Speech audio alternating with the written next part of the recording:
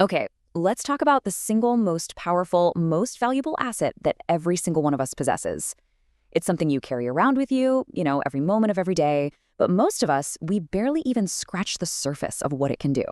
So, what's the first thing that comes to mind? Your house? Maybe your savings? Your education? Well, stick with me here, because the answer might totally change how you see yourself and the world. To really get a feel for its power, we have to start with a story of a pretty much impossible transformation. All right, so our journey starts with this incredible story. And this is about a man who didn't just build a company, he literally helped build an entire nation's economy right up from the rubble. Let me introduce you to Chung Ju-young. He started out as a day laborer on farms in South Korea, just a simple worker.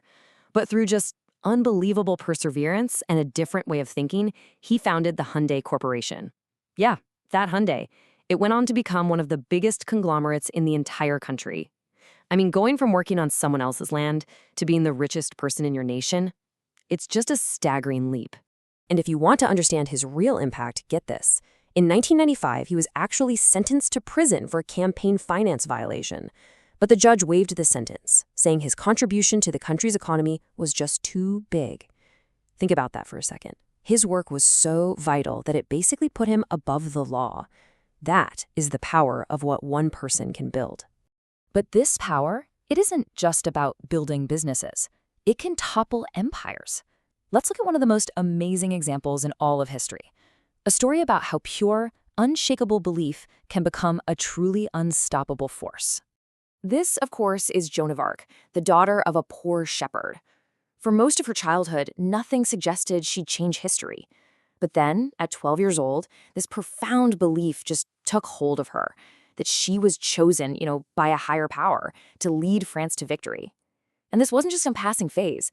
By 17, this conviction was so powerful that she talked leaders into letting her organize and lead a totally demoralized French army into battle. And what did she do? She led a daring attack and conquered the heavily fortified fortress of Orleans. I mean, those were 30-foot walls, a massive physical barrier, and they were simply no match for the power of her belief. It just goes to show you, a belief that's powerful enough can overcome almost anything. So we've seen this force change economies and win wars. But what's really wild is how this same force, it doesn't just work on the world outside of us. It has an incredible impact on our own physical bodies. Let's look at a few staggering examples of belief acting as the body's inner healer. I mean, think about Helen Keller. After an illness left her without sight, hearing, or speech, she could have easily just been lost to the world. But she held on to this fierce belief that she could learn. And that powerful internal conviction is what fueled her. It's what drove her to learn to speak, earn a college degree, and become a world-renowned author. Or take the story of Alexandra. At 8 years old, polio left her paralyzed. Doctors told her she'd never even sit up again. But her father, he just refused to accept that. He worked to instill in her the powerful belief that she would recover. And that belief literally reshaped her future. She went on to become a famous ballet dancer. This one is just mind-blowing. It's the story of author Napoleon Hill's son. He was born without eardrums. Doctors were certain, absolutely positive, he'd be deaf for life. But Hill was convinced that the mind could find a way to compensate. He worked to plant a belief in hearing deep in his son's subconscious. And incredibly, it worked. The boy regained 65% of his hearing as his brain apparently created new pathways for sound. And of course, there's a modern icon, Stephen Hawking. He was confined to a wheelchair by a terminal disease, completely unable to speak or write on his own. But his mind remained totally free. And from that chair, he explored the very fabric of the universe itself. Okay, so we've seen this power build economies, win wars, and heal bodies. But can it conquer death itself? Well, the most extraordinary story of all suggests, yeah, it can. So, back in 1973, a Professor M.U. Ahmed was pronounced clinically dead. And I want to be really clear here. This is not a metaphor. His heart had stopped beating, he wasn't breathing, there was no blood circulation, his body was cold. As far as the doctors were concerned, he was gone. But even though his body had shut down, some part of his mind, his subconscious, was still listening.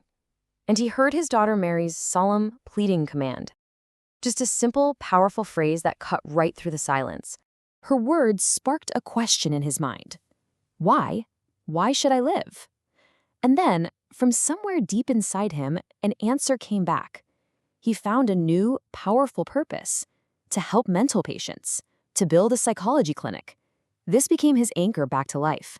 So, with this new purpose locked in his mind, he started using a technique called auto-suggestion, basically feeding a command directly to his subconscious. He just kept repeating it over and over and over. Live long, happy, strong. He was actively, consciously willing himself back to life. And what happened? After nearly 6 hours of being clinically dead, Professor Ahmed came back. He returned to life. And he went on to live for another 16 years. 16 more years, all granted by the sheer power of his will. So what do all these incredible stories, from tycoons and warriors to scientists and survivors, what do they all tell us?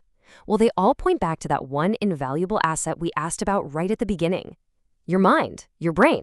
And let's try to put this into perspective. Neuroscientists say that the human brain is at least 1,000,000 times more powerful than even the most modern supercomputer. I mean, the processing power you're carrying around between your ears, it's just absolutely staggering. To make that even more real, let's try to put a value on it. If a supercomputer costs, say, $1,000,000, then just by that same metric, the value of that asset sitting on your shoulders is at least $1 trillion. It's an almost priceless piece of equipment you've got. But here's the kicker. Here's the most crucial part of all of this. Most people, we only ever use about 4 to 5% of that incredible capacity. Even geniuses like Einstein were probably only tapping into around 10 to 15%. Just look at all that untapped potential, just sitting there, waiting to be accessed. So we end right back where we started, but now with a new understanding. You possess this invaluable, this almost infinitely powerful supercomputer. The stories we've just seen, they show just a tiny fraction of what it's capable of. So the only question left to ask is, what are you gonna create with yours?